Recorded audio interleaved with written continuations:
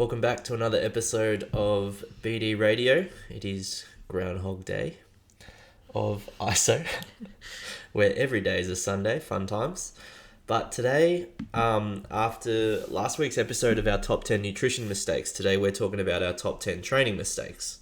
So again, same as the nutrition, we've made a lot of these ourselves, and we're just going to, I guess, maybe dispel a few myths and basically maybe make you aware of any of the reasons that you may not be seeing the progress that you want to, I guess, because you might be making a few of these as we have done in the past. Yeah. Welcome to my ISO buddy, Dan. Thank you. Let's get straight into it. So, you can start with number one. This is... Okay, in no particular order, guys. Again. Did you say that? No, but same as last week. Yeah. So, number one, we've got more is not better. Oh, love it. So many people think they need to do more. Like, so many people, when we're starting at a zero training background and say we suggest 3 sessions a week, we basically without a doubt, suggest 9 out of 10 will come back and say to me, why not? Like, I can do 4. It's like, well, we haven't mastered 3 yet. We're going from 0. So let's just try and get that initial 3 under our belt. Yeah, I mean, that's a consistent theme across all health and fitness, I think, is that initial motivation, and it just leads us to jump all the way in rather than just, let's get in the water up to our ankles and get used to it. Yeah, it is I mentioned beginners. I feel like it's a very common thing we see, like wanting to do too much too soon. But also you do see it with a lot of experienced athletes. Yeah, but I think that's because that's who people idolize as well, or that's who they see as a really good example. Or you guys train every day, and it's like, yeah, but we didn't used to. Yeah, and we can tolerate it. Yeah, spent years of building training 3-4 times a week, and then it's just as with everything needs context. Yeah, but I guess specifically when we say more is not better, when we're talking about actually what it takes to make progress. So I think a lot of people think that the progress comes in the gym. Definitely. So it's the more I do it, the more progress I'll see. It's when in actual fact, the adaptation and you actually getting stronger or fitter happens when you're outside the gym. Yeah, has almost everything to do with what you do outside of the time you're in the gym. So if you're not a professional athlete and you have ice baths at home and you're this and you're that, which none of our clients are. We're all mainly parents and we've got this and that and we've got career, busy lives. Adding a lot of stress to that already stressful schedule, you're not going to give your body the chance to repair, rebuild and come out the other end stronger. It's a bit of a cycle, so you do need to give yourself the opportunity to recover. Yeah. And by training too much and by doing too much, you won't give your body the chance to come back past that, that point of 0 and actually get to that 1-2, steps ahead. Yeah, if you're always operating at a subpar level. Yeah. Do you know what I mean? Because you don't have anything else in the tank. If you're doing too much, basically all your recovery will get you back to is that starting point. Exactly. Whereas we want to... Yeah, 1 step back with the training and the stress, 2 steps forward. Yes. This basically how it works. All right, training point number 2, and this is this is especially a bugbear of mine, is not enough intensity in your sessions. So I guess this is the complete opposite of more is not better. And what I'm saying by not enough intensity doesn't mean that you need to do more, but you need to work harder at what you actually are doing. Yeah. So I think quality. Yeah. So intensity is quality to an extent. Yeah. Not that you have to be smashed every time you leave the gym, but you need to be aware. And this is where sometimes I think as coaches we get frustrated the most is you just need to be aware at how hard things are meant to be. Yeah. So when you're doing strength and we're doing sets of, let's say, sets of 3 to 5, like that should be pretty strenuous. Yeah, Like, you should need your Yeah. 3 minutes to recover. yes, so you shouldn't be reaching for the bar after 45 seconds ready to do another one. And we use rate of perceived exertion a lot, We do. which is a really good way to measure effort. And when I say perceived exertion, it's like, how hard was that out of 10? People say, oh, that was an 8 out of 10. The only problem with rate of perceived exertion is if you don't know what a 10 is, then it skews hard, everything else. So, I mean, all of our clients have done, or most of them anyway, have done that intro conditioning piece that we do with the air bike, the wall balls, and the burpees.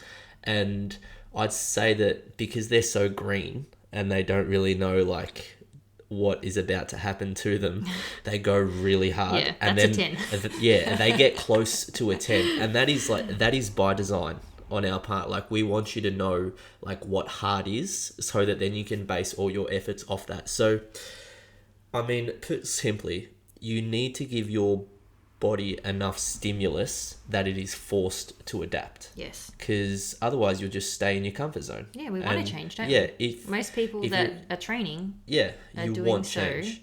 to see some change. Yeah, so training harder is a good idea for, I think, 80 to 90% of the population. Like, we rarely have to tell people to pull back, and it's a pretty good conversation to have. Oh, yeah. Yeah, rather than the other way around. Like, it's hard to tell someone to just try harder. Yeah. Because they're like, what do you mean? I'm already trying. And it's like, I just need you to give a little bit more. Yeah. Yeah, a good indicator of that is needing rest at the end of your set. Needing a rest day. Yeah. As well. That's if you feel like, I think I just need a bit of a day off. tired, It's like, cool. You've earned it. Yeah. You need a day off. Whereas if you sort of always feel like, you can go. Yeah, or use your results as well. Like, if you've been squatting the green plates for a year, like, it might be time to throw some weight on the bar. Yeah. Yeah. All right. Number 3. Dan, take it away. Program not aligned with goals. I'm very passionate about this one as well. Yeah.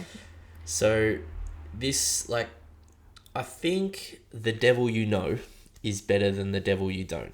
And this plays out when people are choosing like how they're going to train.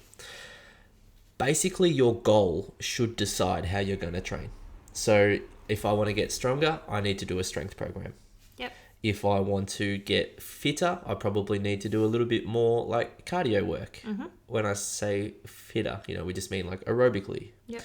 If I want to be more flexible, then I maybe need to incorporate a bit of yoga, stretching, anything like that. But when you're clear on your goal, it generally makes the next action pretty clear.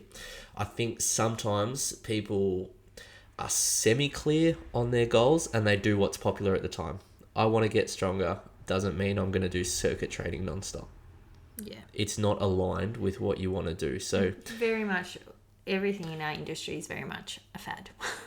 Yeah, a fad, but it's also like, lots of people are doing this, I'll just do it. Yeah, it works rather for them. than No one looks at themselves when picking a program, I feel. They look at the person who is providing the program. Does that make sense? I think that's really big, whereas we really need to look at us, our journey, and why, and what we want to take out of it. To get the best results. And it's basically a 20-minute investment or a 20-minute chat with someone who knows, and they can help guide you on the path. Like, if you're a person, over the last 5 to 10 years, I've had a history of soft tissue injuries whenever I start running, maybe doing a bunch of plyometric box jumps and like running around like that is not going to be a great idea for you. So a program that has that a lot, like in a high intensity circuit, is not going to be ideal. Yeah. Like, you should be looking at rehabbing that with some, progressive strength work. Yeah.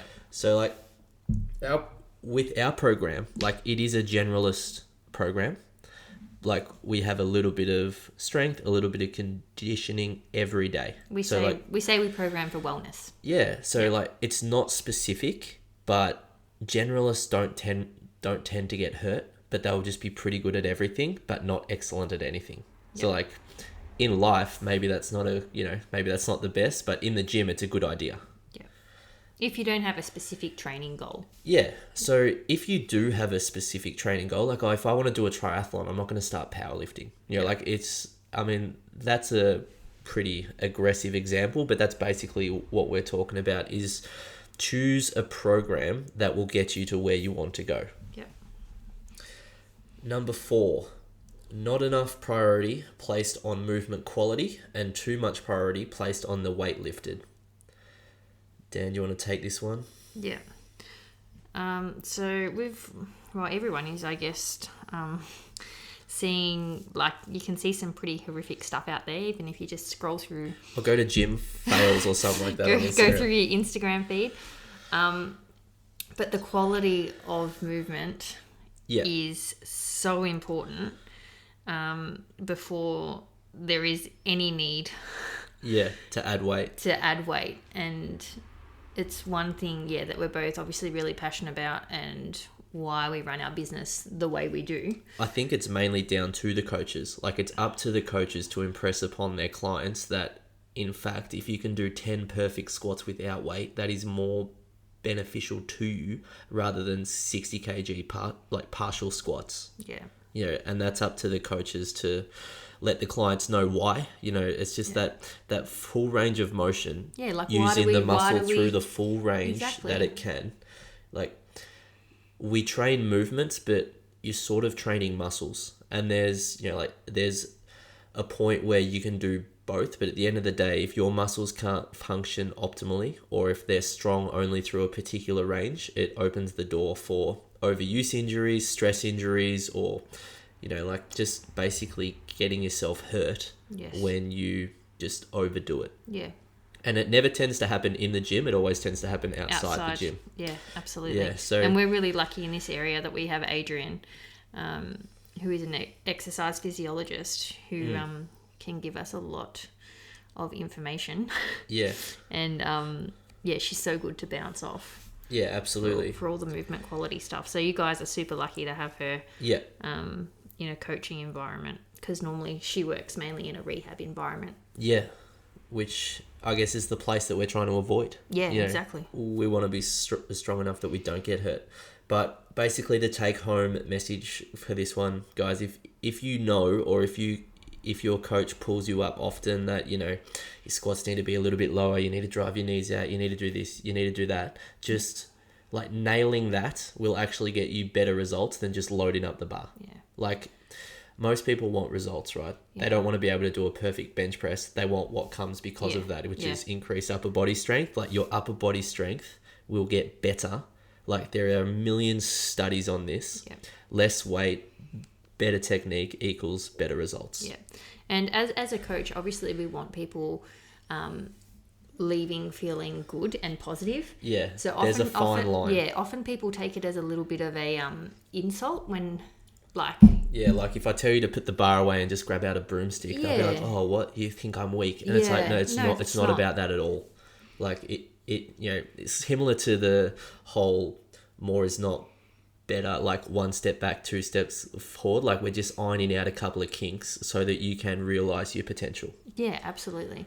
So putting that extra bit of weight on the bar isn't necessarily going to serve you well. Yes, and it especially makes it harder to then slow down and go backwards. Yeah. Because you're basically just reinforcing bad habits and poor technique, really. Yeah. All right. Number 5. Okay, not following a program. Yeah. So we're in a pandemic at the moment, and this is an epidemic in the gyms, is not following a program. Just doing whatever, whenever. Just go, I'm going to do some arms today and doing some curls. Like, it is tough to see because there's so much more that goes into workouts, good workouts, than just, I'm going to make you tired. Yeah. Like, or sore. Yeah. We're talking about this today, about people being sore. I think, is that one of our points? Is it? Oh, not really. No, it's not. But actually, no, I wrote about that on my world famous Instagram account the other day. Oh yeah, if you're not following, guys. Yeah, world famous. So following a program, firstly, it takes the stress out of your hands of what am I going to do at the gym, which is numero uno. Like, you don't want to walk through the door and be like, oh God. And then you end up just doing what's comfortable. Like I used to see this at Glen Iris all the time, was just people who came in and I'm like, there's Johnny over there and he's doing his 20-minute run on the treadmill. Yeah. He's grabbing out a Swiss ball and I used to smashing do out some that when I was crunches. 15. Go in, first thing I'd do, go on treadmill. Like you had your... I used to do Mark Wahlberg's routine from Men's Health, but like at least that was a program. But yeah, like you just get comfortable doing the same stuff or stuff you enjoy. There's nothing wrong with doing stuff you enjoy, but you need to structure it in a way where you're going to get the results. Because I guarantee after a month or two, you're going to be like, what's the point? Yeah. It's sort of like learning a language. Like you start off with the hello and then you get to the my name is, and then you can do your colors and your sentences, but you don't just jump straight in and do the same stuff over and over and then be like, why can't I speak French? You know, like you do have to Ben's progress it talking just French beyond. from all the homeschooling. Yeah. Somehow the languages have fallen to me because I can put on an accent. But basically, guys, if you don't have a program, get one. Yes. And you can get one that's perfectly suited to your level, and you can get one that will like... It's a game changer. Like even for us, my results in the gym, they are so much better when I'm just following a program and trusting it every time. Yeah. I'm just like, what have I got? Like, and it takes the stress out of it. Like I love training, but we have busy days and, well, not really at the moment, but you know, like normally we have a really busy day. I don't have time to hit down every week and write out an hour, you know, like of my own sessions and what I'm going to do. Like, it's just not a good use of my time.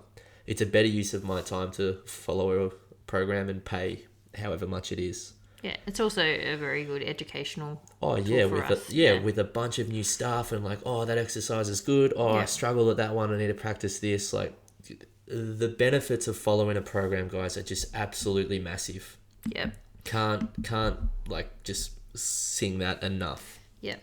Number 6, guys, I feel like we're not good at this at BD Fitness. Yes, we can definitely improve on this, and in the future, when we open up the gym, we've definitely got some ideas on how to do this as well. Yeah. So stay tuned for some, I guess, announcements there. Yep. So number 6, we've got not tracking results.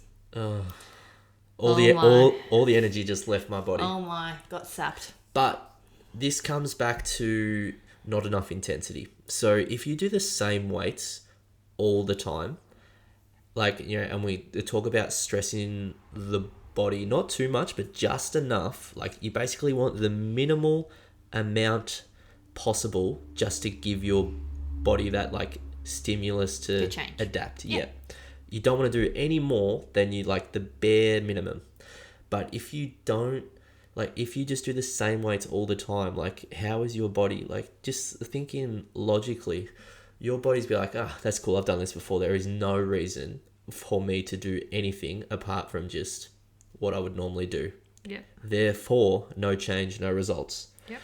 But you don't know this if you like, and we get this all the time, and it's sort of like it kills my energy a little bit when I hear it, and when I say a little bit a lot. What weight should I do? And I'm like, that's very common. Let's call her Karen. I'm like, oh, Karen, like, you know, we've got 60 clients. Like, I really have no idea what weight you should be front squatting here. Yeah. Like that. I mean, we do a lot of stuff for our clients, I guess, in regards to, you know, like programming the workouts and like, this is what we're going to do, help with the warm up, all that stuff. Subs, like, we just need you to track your own weights. Yeah. And it's a really big part. Yeah, it's a huge factor in constant progression, and it's just a habit thing. Like, it's not hard. It's just one of those things that's a little bit annoying at the start because you're like, oh, you know, my phone's in my car or this and that. But it's like, it just, if you really want to continue to progress beyond that initial 3 month, you know, like, oh, I'm lifting weights and I'm changing. Like, you have to track your weights. Yep. Where are we? Number 7. Following the same workouts for too long. So this one is directly related to not following a program, but if I had $1 for everyone who's like, oh, you know, like I come in and I do a bit of this and I do a bit of that, and like it's the same stuff, and I'm like, oh, you know, like all valuable exercises, like all good quality, no issue with the actual exercises. Oh, how long have you been doing that for? And like the answer, it can be up to years. Yeah, it's astonishing. Yeah. But And I mean, But again, why? Why are they doing it? Do they just enjoy it and want to move, and they're not looking, to get stronger or like? yeah, And that's fine if basically, that's what you are looking for. yeah. But it's also like a change is inconvenient. Absolutely. There is nothing convenient And about change. uncomfortable. Yeah. Now listen, I'm getting all wise in ISO, so listen to this.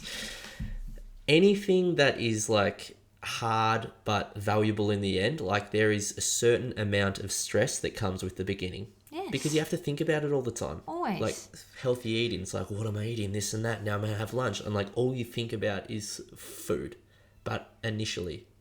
So with your training, like you do not want to be like, oh, like this workout, now I need to do a bit of push and pull. What are good exercises for that? Like you can go right down the rabbit hole of, like good exercises for shoulders and bums and abs and, like all sorts of stuff like that. Or you could just follow a program. Yep. So like that is just, it kills two birds, one stone. You don't even have to worry about like the science behind it. Just do your research. Also, make sure the not, person you're like, following is not a complete numpty. Yeah. I was about to say, like, you can get really good programs for not a lot of money. Yeah. Like, you don't have to pay a fortune. Ours. Thank you, Ben. Plug. But there is like online coaching at the moment. Like, obviously in the current climate, it has exploded. And some of the best coaches I know are now releasing, programs online in a subscription format where you just jump on and you continue. But I think it's that, it's that inconvenience of research and everything. Like, it's almost just like, it's just too hard. Too hard, yeah. But like, if you get past that, it's just a bit too hard, and then you continue on and then you get started, like, you won't look back.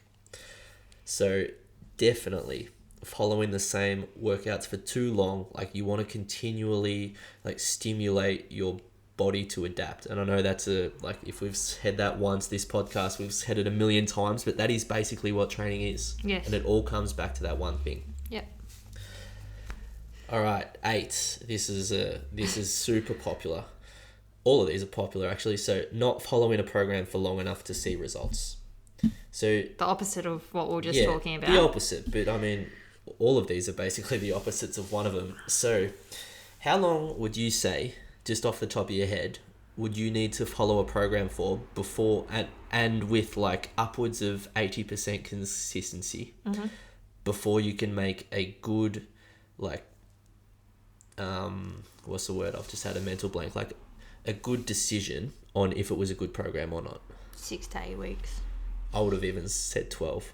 Yeah. Like a long time. Yeah. Like if you do a program for 2 weeks and you're like, nothing's changed, change program. Like you've got to give it enough time to actually like get stuck into it and, like you get into the consistency, and that can be, I mean, that's hard for us as well. Like if we do a session we've done some programs I have really not enjoyed. Yeah, at the start. We did one that was like, it was hardcore, and we stuck it out for a while. Yeah. Had this hit. I mean, I still have nightmares about that 60-minute EMOM we did. Oh my God. Like it was so hard. I'm pretty sure we went home and slept. Like it was ridiculous, but like we still gave it a chance. And I guess I got pretty strong. I'm pretty sure I got tennis elbow and a bad knee from it, but like it was a little bit beyond our capabilities. But like we still gave it enough chances. I think we did it for about 4 months. That long was it? Yeah.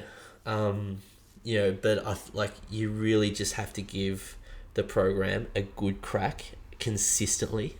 And I think this is one of those ones as well where you can sort of convince yourself that you're doing it, but you're not really as well. Yeah. Like, if you're giving it a bit of a half-assed attempt, it didn't work. It's like, well, actually, like, yes, it, like, the program works, but you don't. There's a million of those Instagram quotes. What is it? Like, nothing works if you don't, all that sort of stuff. So you do need to give the program enough time to actually make a difference. Into our last couple. So number 9, following a program that you hate. Okay, so we just mentioned that, we've done some programs that we didn't overly enjoy. And it is important that if you decide to do a program, that you do stick with it for a certain amount of time. That being said, this is the exception. Yeah. Yep. if you hate something and you're trying to do it day in and day out, it's very hard for you to do it consistently. We've spoken about this before, but like willpower is a finite resource. Yes. Like it runs out pretty quickly, and it runs out at separate stages. You know, like everyone has a different amount. Some people are better at toughing it out than others. Yeah. But it'll still run out, and you're basically maybe back to square one. So, like, even that program that we did, like, it still wasn't hard to motivate ourselves to train. Like, we still enjoyed moving, but it was I think we enjoyed the challenge because we found it so difficult. I definitely did. But, Yeah. like, it just wasn't... I knew it wasn't the best way that we could be spending that hour each way training. Like, we were really sore.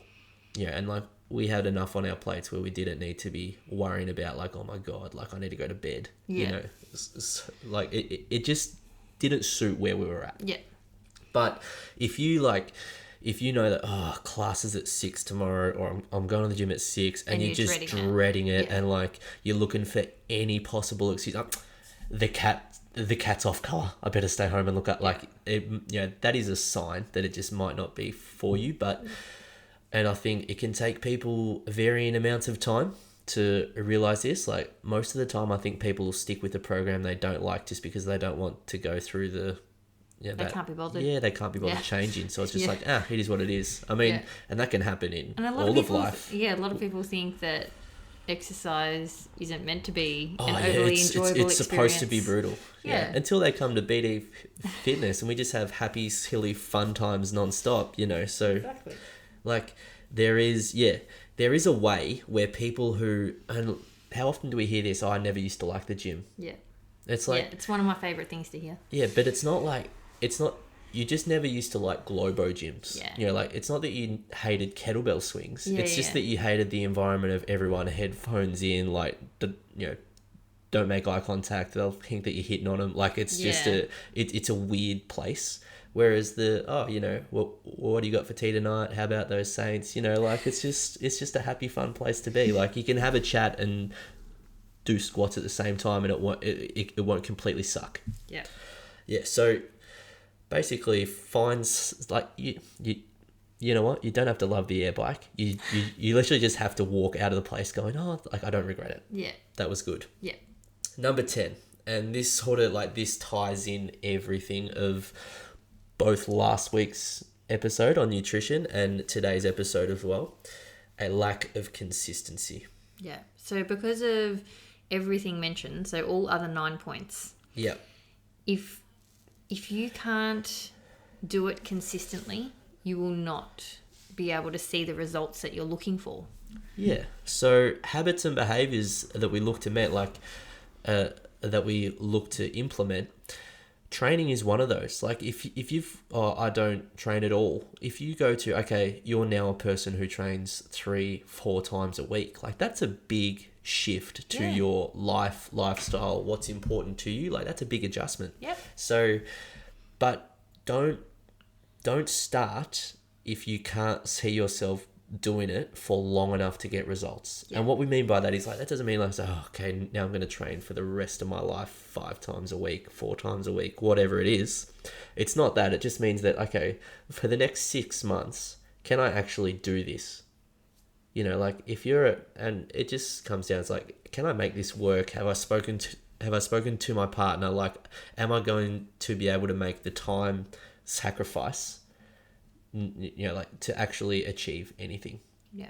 And like, you really have to be consistent at it to get anything. I mean, out of anything, really. There is no point going to a session, giving it a 9 out of 10, like, killing yourself, and then not getting back into the gym for another week. Yeah. There's no point. Especially if you have the means to be able to. Like, you know, let's say so a couple of our clients fly in, fly out, you know, air hosties. Yep.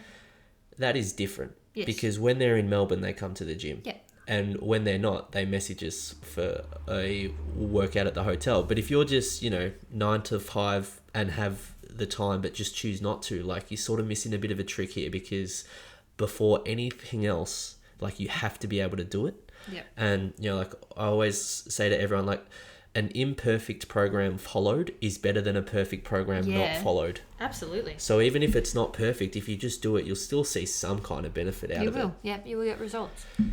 Yeah, so you know what? We probably should have started with number 10. Yeah, doesn't matter. But oh well. Number 10 relates to 1 to 9. Yeah. That's all for today, guys. We've got some lasagna to eat for Virginia's birthday. Hi to Mum. I know you listen to every episode. So. Happy birthday, Gin. We'll see you on Zoom soon. But guys, if you've got any questions about these, or if you've realised that you may be making a few of these and you're not quite sure how to, I guess, break it and progress through it, then as always, we're here for a message and a chat. So don't hesitate to reach out. We'll see you guys next time. Bye, guys.